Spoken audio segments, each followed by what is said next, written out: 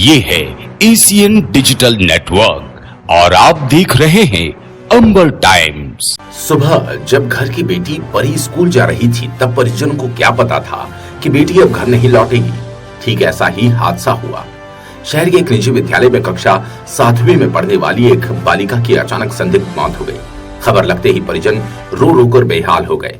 बालिका की मौत की खबर सुनकर काफी संख्या में शहर के कारोबारी और प्रतिष्ठित लोग भी अस्पताल पहुंच गए, क्योंकि ये बालिका शहर के प्रतिष्ठित परिवार की बालिका थी।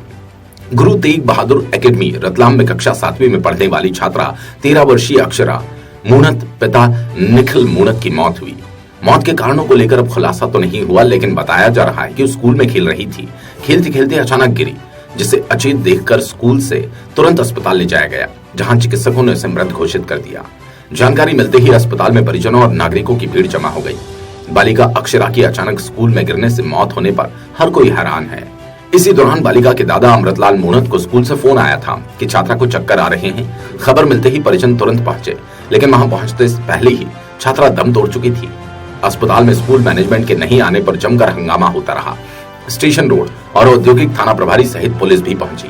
मृतका के पिता निखिल मूणत ने बताया और कि भैया वो तबीयत ज्यादा खराब है, उड़े फेट आ रहे हैं। पहले उन्होंने मुझे ये बोला, मैं ठीक है, आप जो भी आप नजदीक हॉस्पिटल है वहाँ पे आप उन्हें भेज दो, मैं पहुँच रहा हूँ। और मेरी 2 शॉप है, तो एक शॉप पे पापा ने बैठे थे, मैंने उनको तुरंत कॉल किया, मैं आप वहाँ पहुँचा और मेरी शॉप से निकल रहा हूँ।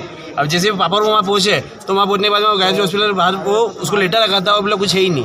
अब ऐसा तो कोई संभव है ही नहीं कि भैया एक ही बार में वो हुआ, वो भी फेट आओ एक ही बार में खत्म हो जाए, ऐसा कुछ हो नहीं सकता। और स्कूल दूसरी रिपीट वापस फोन आया मेरे पास में, आप तुरंत जाओ। और मैं वापस आया तो वहाँ से लेकर मैं यहाँ पे, उसके बाद तो कोई ना तो स्कूल प्रशासन का 3-4 बंदे जो सर वगैरह आए, तो कोई अभी उसके बाद कोई भी नहीं आया अभी तक यहाँ पे। तो छोड़ के भाग गए थे लोग ऐसा? नहीं, छोड़ के भागे नहीं थे, 5 जने थे, उनके सर भी किसी को अटैक आ गया था, वो भागे नहीं थे। जो नीचे से जो 2 बाएं थी उनके साथ में काम करने, 2 बाएं आई हुई थी और जो थी वो यहीं पे थे। अच्छा, अब आप लोग क्या मांग रहे हैं, क्या होना चाहिए? अब आप लोग क्या जांच होनी चाहिए इसकी, इस बात का। ऐसा तो कुछ होता नहीं कि भैया एकदम किसी को चक्कर आया गिर खत्म हो जाए, ऐसा तो कोई होता नहीं है। कोई बीमारी हो तो समझ में आती है, भैया कोई बीमार हो तो चलो ठीक है जी, समझ में। बीमार तो कोई था ही नहीं उसमें। कैमरे की वो जब्त करना चाहिए उनकी चेकिंग के लिए आगे। ठीक है। क्या नाम आपका? निखिल मूणत। इस घटना के तुरंत बाद एक शिक्षक को भी घबराहट होने पर जिला अस्पताल में भर्ती कराया गया। बालिका की मौत को लेकर गुरु तेग बहादुर एकेडमी स्कूल प्रबंधन समिति सदस्य सुरेंद्र सिंह ने मीडिया को बताया। स्कूल में छात्रा की मौत कैसे हुई? आज एक बहुत ही दुखदायी घटना हमारे परिसर में हुई है। कक्षा 7वीं की बच्ची अक्षरा मूणत, उनको स्कूल की गतिविधि में भाग लेते समय कुछ फीट्स आने लगे। तत्काल उनको 4 स्टाफ के व्यक्तियों के साथ में निजी चिकित्सालय भेजा गया। वहाँ पर उन्होंने उसकी प्राथमिक जांच करके उनको जिला चिकित्सालय भेजने के लिए कहा। तत्काल बालिका को जिला चिकित्सालय लाया गया और यहाँ डॉक्टरों ने प्रारंभिक जांच करके बताया कि बच्ची अब नहीं है। स्कूल में क्या गतिविधि थी और वो कहाँ पर गिरी? बगीचे में गिरी, कक्षा में गिरी या बाहर कहीं गिरी? उस समय मैं स्कूल में नहीं था जी। और अभी कुछ परिवार के लोगों में थोड़ा रोष था, तो जो साथ में शिक्षक आए थे उनके साथ थोड़ी सी रोषपूर्ण बात करने से वो थोड़े घबरा गए और उनको एडमिट किया। मैनेजमेंट के लोग साथ में क्यों नहीं है? इतना बड़ा हादसा जब होता है तो मैनेजमेंट कोई आदमी तो आता है कि तो भ्रमित हो रहे थे, क्या हो रहा था, क्या वजह क्या थी कि आप लोग लेट सामने आए? आपके नहीं आने की वजह ये कि उनके आक्रोश इतना बढ़ते क्या लगा था? मैं स्वयं कार्य समिति में हूँ और मैं यहाँ उपस्थित हूँ आपके सामने। नहीं, आप अब आ रहे हैं, उनका आक्रोश इसी बात को लेकर था। विवाद का कारण यही रहा, 2 घंटे हो गए, एडमिट हो गए। और कर्मचारियों ने आपको बताया होगा कि वो क्या घटना हुई, कैसे गिरी बच्ची, क्या गतिविधि थी, कुछ तो पूछा होगा आपने कर्मचारियों से, मैनेजमेंट की तरफ से? आपने मैनेजमेंट की तरफ से अभी मैंने आपको बताया ना कि शिक्षक जो उनके साथ में आए थे वो अभी हर चिकित्सा का लाभ ले रहे हैं। तो स्कूल में क्या गतिविधि थी ये तो आपको पता होगा ना? खेलकूद थे और कोई गतिविधि थी? जानकारी मुझे आई है कि CCTV फुटेज ले लिए गए हैं और जो भी स्पष्ट जानकारी है वो आपको कहीं गिरने से, चोट लगने से कि तो उसकी ऐसी किसी ने धक्का दे दिया कुछ? क्या गतिविधि क्या चल रही थी? गतिविधि क्या थी वहाँ पे? खेलकूद गतिविधि चल रही थी जी। हाँ, खेल गतिविधि चल रही थी। उसके अंदर बच्ची को अचानक से ऐसे फीट्स आने लगे। ठीक है, आपका नाम पूरा बताइए। मेरा नाम सुरेंद्र सिंह है और श्री गुरु तेग बहादुर समिति में मैं कार्य समिति में हूँ और प्रवक्ता का दायित्व। आप यहाँ कब पहुँच गए थे? मुझे यहाँ आए हुए करीब 1.5 घंटा हो गया। इस मामले पर औद्योगिक थाना प्रभारी OS सिंह ने बताया। सूचना मिली थी हॉस्पिटल से हमको कि यहाँ का पर कुछ हंगामा हो रहा है। मैं पहुँचा हूँ तो प्राथमिक दृष्टया ये पता चला है कि गुरु तेग बहादुर स्कूल में एक बच्ची पढ़ती थी 13 साल की, वो वहाँ से कुछ गिर गई है ग्राउंड में। उसको लेके फिर गीता देवी हॉस्पिटल गए और वहाँ से उसको रेफ़र करके यहाँ पर लाए हैं। तो यहाँ पर वो मृत अवस्था में आई है, उसकी पीएम की प्रक्रिया चल रही है। अब देखते हैं पीएम के बाद डॉक्टर वगैरह क्या रिपोर्ट देते हैं, क्या होगा, इसी वैधानिक कार्रवाई होगी उसमें। सर, परिजनों ने गंभीर आरोप लगाया, स्कूल प्रबंधन नहीं था, मौके से फरार हो गया। स्कूल प्रबंधन गंभीर आरोप लगाए हैं, तो क्या आप लोग जांच करेंगे और क्या सीसीटीवी और डीवीआर वगैरह वहाँ से जब्त किया है आप लोगों ने अभी? हाँ बिल्कुल, हमारी टीम वहाँ तेग बहादुर स्कूल में गई है। तमाम तरह की जाँचें के जो तथ्य आ रहे हैं सामने, जो बता रहे हैं, उन तथ्यों को हम एकत्रित कर रहे हैं और जैसा भी तथ्य आएंगे इस वैधानिक कार्रवाई होगी उसमें। मैनेजमेंट चर्चा हुई है आपकी? हाँ, स्कूल मैनेजमेंट में संपर्क में। क्यों चले गए थे, क्यों भाग गए थे यहाँ से, बताया होना? अब ये मेरे पास कुछ जानकारी नहीं आई है, कहाँ से भागे हैं क्या नहीं, वो तथ्य में आ जाएंगे, फरियादियों को बयानों में आ जाएंगे क्या वास्तविकता है। सर, एक चीज़ और कि जो टीचर यहाँ लेके आया था वो भी शायद हॉस्पिटल में एडमिट है, क्या मामला है? हाँ, यहाँ पर बता रहे हैं कि उनको लाने के बाद उनको भी कुछ प्रॉब्लम हुई तो वो भी एडमिट है। वो भी जांच के विषय है, देखेंगे क्या हुआ उसमें।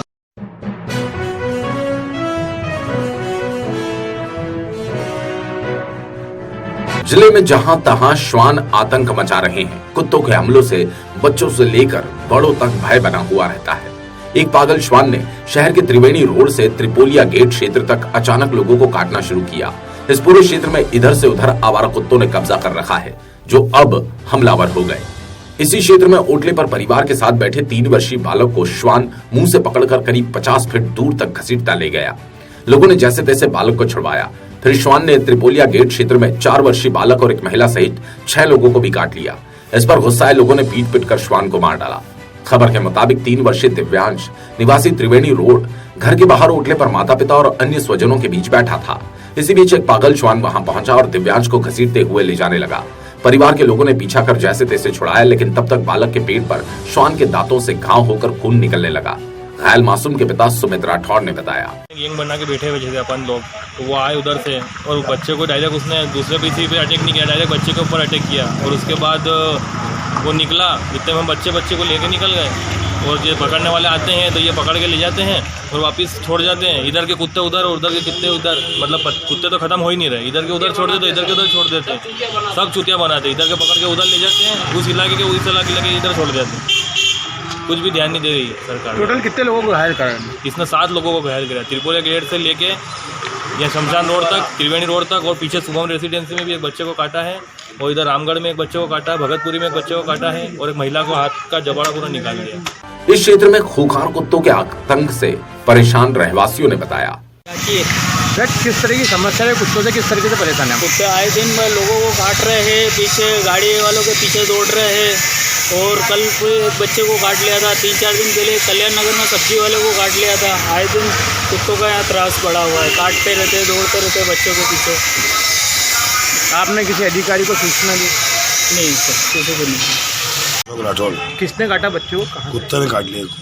कहाँ पे घुसे थे, कहाँ पे? 4-5 जने बैठे थे, बीच में आके नहीं इसको काट के तोप के चला गया, तोप के ले गया था एकदम। उसको तो बहुत मुश्किल छुड़ाया इसको।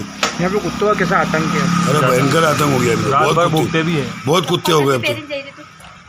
वो पकड़ने वाले तो वापिस पकड़ के छोड़ जाते हैं। कुत्ते का तो बहुत ही आतंकी हो गया है। और आते तो भी वो देख के निकल जाते हैं, समझते नहीं, बस क्या आनी आ जाए, बग जाए, दूसरे मोहल्ले में कार्रवाई करते नहीं निकल जाते हैं। उपचेत नहीं बात है बस। इसलिए अभी ये बच्चे को नुकसान हुआ, 7 जने दूसरे काटे उन्होंने। बच्चे को तो उठा के ले गया था इसको। तो यहाँ कोई बड़े छोटे नहीं होते तो क्या मन क्या हाल करता हूँ। श्वानों की संख्या कम करने के लिए नगर निगम ने जलवानिया ट्रेंचिंग ग्राउंड पर केंद्र बनाकर जयपुर की फर्म को 5000 श्वानों के बधियाकरण का ठेका दिया। इसमें 1000 श्वानों का बधियाकरण किया जा चुका है, लेकिन अब समुचे शहर के रहवासी इन विचरण करते श्वानों से परेशान ही है।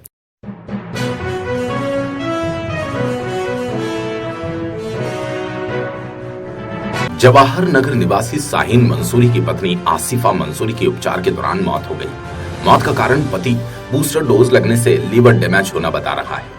पत्नी आसिफा मंसूरी शहर के एक निजी हॉस्पिटल में सीनियर आईसीयू स्टाफ में नर्स थी। हेल्थ वर्कर होने के कारण उन्हें 10 जनवरी को IIM हॉल में कोविशील्ड का टीका batch number 4121 MF033 booster dose लगा था। ये टीका लगने के बाद से ही पेट दर्द की शिकायत होने लगी। रतलाम में जांच के बाद बड़ौदा रेफर किया, जहां जांच के बाद लिवर तेजी से डैमेज होना बताया। लिवर में इन्फेक्शन की बड़ौदा में पुष्टि हुई। उपचार के दौरान 2 फरवरी को आसिफा की मौत हो गई।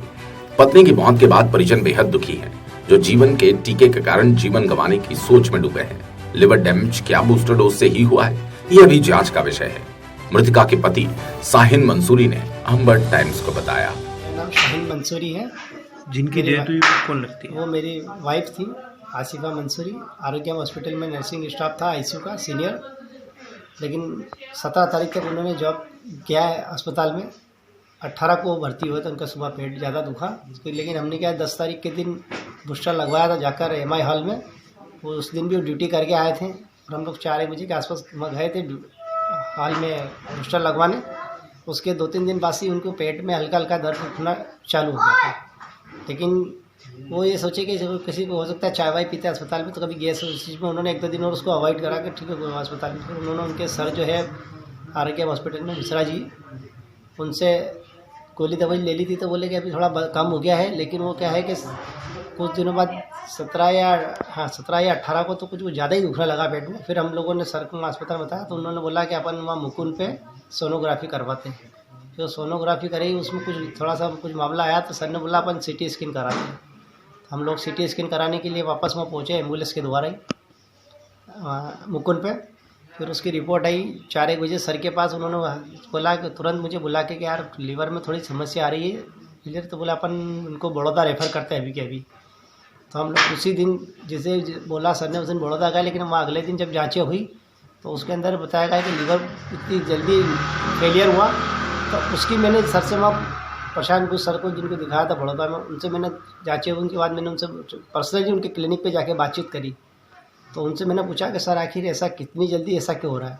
तो बोले यार ये चीज़ हमारे भी समझ में नहीं आ रही कि जो लीवर इनका 4 से 5 महीने के अंदर डैमेज होना चाहिए, जिस इतनी पोजीशन के ऊपर जो जाता है लीवर, बोले ये 4 से बोले तुरंत बोले 4-5 दिन के अंदर इतना डैमेज हो रहा है, मतलब ये कोई ना कोई चीज़ इनको रिएक्शन कर गई एकदम। तो बोले उन्होंने मुझसे पूछा तो मैंने सर उनको बूस्टर लगा था। और एक्चुअली क्या है कि जिस दिन हम गए थे उस दिन आसिफा ने खुद अपना इंट्रोडक्शन उनको दिया था और उनको बताया था कि सर मैं नर्सिंग स्टाफ हूँ और मेरा अभी इस तारीख के दिन बूस्टर का डोज लगा था। और उसके बाद से 2-3 दिन बाद से सर मेरे को हल्का हल्का पेट में दर्द होने लग गया था। नहीं तो इसके पहले मुझे कभी कोई समस्या नहीं थी पेट संबंधित, कोई लीवर किडनी बोले बिल्कुल मैं फिट थी।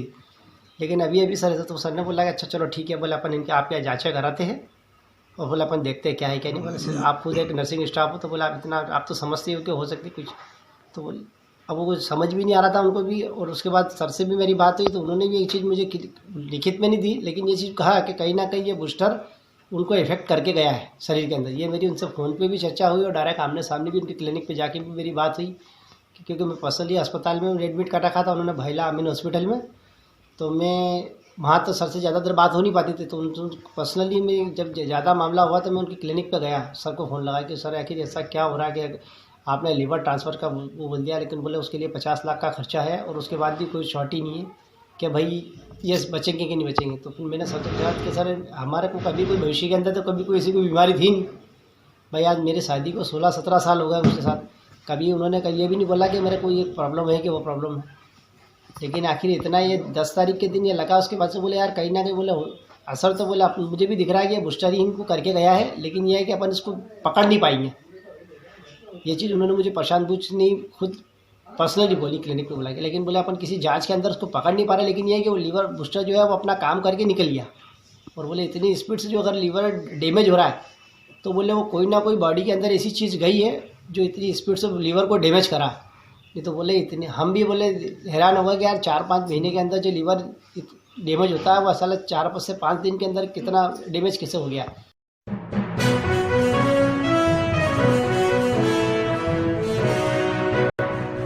प्रदेश सरकार ने आम जनों को आवश्यक दस्तावेजों के सत्य प्रतिलिपि प्रमाण पत्र नकल के लिए शासकीय कार्यालयों में चक्कर नहीं लगाने के लिए लोक सेवा केंद्र के माध्यम से सुविधाएं उपलब्ध करवाई हैं। शहरी और ग्रामीण क्षेत्रों के लिए लोक सेवा केंद्रों की अलग अलग व्यवस्था है। रतलाम शहर के लिए लोक सेवा केंद्र पुराने कलेक्टर कार्यालय में स्थापित है। इस केंद्र का सॉफ्टवेयर लगभग 12 दिनों से बंद होने से हजारों आवेदकों को परेशानी उठानी पड़ रही है। आवेदकों को सॉफ्टवेयर बंद होने के कारण समय समय पर उपलब्ध नहीं हो पा रहे। हर रोज अब आवेदक सरकारी दफ्तर के बजाय लोक सेवा केंद्र के चक्कर ही लगाने को मजबूर है। सॉफ्टवेयर के अभाव में प्रशासन ने अब तक कोई दूसरी व्यवस्था भी नहीं की। लोक सेवा केंद्र शहर कर्मी राजेंद्र वर्मा ने अंबर टाइम्स को बताया। केंद्र का सॉफ्टवेयर बंद पड़ा हुआ, नामांकन का प्रकरण नहीं हो रहा है, तो क्या कारण है? सर ये आगे से अपडेशन चल रहा है, इसमें ऐसा बताया जा रहा है। तो ये कब से बंद है? ये कम से कम 12 दिन हो गए थे, 12-13 दिन हो गए। तो ये कब तक चालू होने की उम्मीद है? बस ये अब चालू हो जाएगा इसी सप्ताह। तो ये जो बंद पड़ा है, लोग चिंता परेशान हो रही है, इसके लिए प्रशासन ने व्यवस्था करी है? सर आगे कार्रवाई करी है तो चालू हो जाएगा। कितने पेंडिंग पड़े होंगे? अभी तो वैसे ज़्यादा पेंडिंग नहीं है, कुछ एक लोग ही आते हैं, दिन में 1-2 व्यक्ति आते हैं चले जाते हैं। तो मेरा नाम राजेंद्र पवार।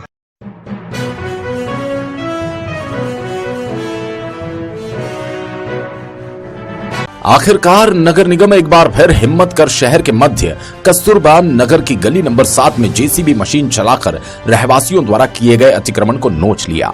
बुधवार दोपहर करीब 3:30 बजे निगम की जेसीबी मशीन और भारी पुलिस बल तैनात हो गया था। गली नंबर 7 में 60 फीट की सड़क को अतिक्रमणकर्ताओं ने 22 फीट पर समेट दिया। अपने आलीशान मकानों के बाहर बाउंड्री वॉल, तार फेंसिंग कर बागीचे और पार्किंग के नाम पर कच्चा पक्का अतिक्रमण कर लिया। निगम ने 47 भवन स्वामियों को नोटिस जारी किए थे। निगम की यह कार्रवाई करीब 3 महीने से चल रही थी। इस बीच अपना अतिक्रमण बचाने के लिए रहवासियों द्वारा राजनीतिक प्रभाव, हाईकोर्ट जैसे कई तरह से तरीके अपनाए, लेकिन अब एक तरीका काम नहीं आया। निगम अमले ने सारे अतिक्रमण को तोड़ना प्रारंभ कर दिया। शाम करीब 4 बजे निगम आयुक्त सोमनाथ झारिया मौके पर पहुंचे। गलत नप्ती कर एक निर्माण का पिल्लर तोड़ने पर जमकर विवाद हुआ। रहवासियों ने आयुक्त को घेर लिया। विवाद के चलते आयुक्त ने गलत नप्ती के आरोप पर पुनः नप्ती करवाने को कहा। आयुक्त सोमनाथ झारिया ने बताया, किस तरह की मुहिम चलाई गई है? ये कस्तूरबा नगर गली नंबर 7 में ये मास्टर प्लान में 60 फीट चौड़ी सड़क है, लेकिन कुछ लोगों ने 22 फीट चौड़ी सड़क पर फेंसिंग करके पेड़ भी लगा लिए थे और कुछ लोगों ने पक्के मकान भी कंस्ट्रक्शन भी कर लिए थे। ये मैटर हाईकोर्ट में गया था या ये लाइटें लगी थी। माननीय उच्च न्यायालय का आदेश था कि उसको मौके पर चेक किया जाए, उसकी सुनवाई भी की जाए और समुचित आदेश उसमें पारित किया जाए। सर कुछ विवाद भी हुआ? तब मैं कुछ 2 महीने पहले यहाँ पर आया भी था। मैंने देखा भी था कि वाकई रोड विड्थ पर यहाँ अतिक्रमण किया हुआ 20 से 22 फीट। उस पर से आदेश मैंने जारी किया था कि इस पर जो है अतिक्रमण पाया गया है, इसको हटाया जाए। इस पर से कुछ लोग मेरे आदेश को स्टे कराने गए थे, कोर्ट में वो हार गए। उसी समय हमने नफ्ती करके नोटिस भी दे दिया था कि अवैध कब्जा हटा लें, लेकिन उनके द्वारा नहीं हटाया गया था। कुछ लोगों ने थोड़ा अवैध कब्जा हटा लिया था, बाकी बचा हुआ था, जिसकी लगातार शिकायतें आ रही थी। तो आज कच्चा पक्का तो पूरे अवैध निर्माण को हटा दिया गया है और शिकायतों का निराकरण कर दिया गया है। एक जगह विवाद आया था तो वहीं पर मौके पर हमने नफ्ती कर दी और जो शिकायतकर्ता की शिकायत गलत निकली और जो सही है उसके मान से फिर से उस स्थान से तोड़ने की कार्रवाई की जा रही है। सबके साथ समान रूप से काम किया जा रहा है, किसी के साथ कोई भेदभाव भी नहीं किया गया, इसलिए सभी लोग संतुष्ट हैं। Thank you.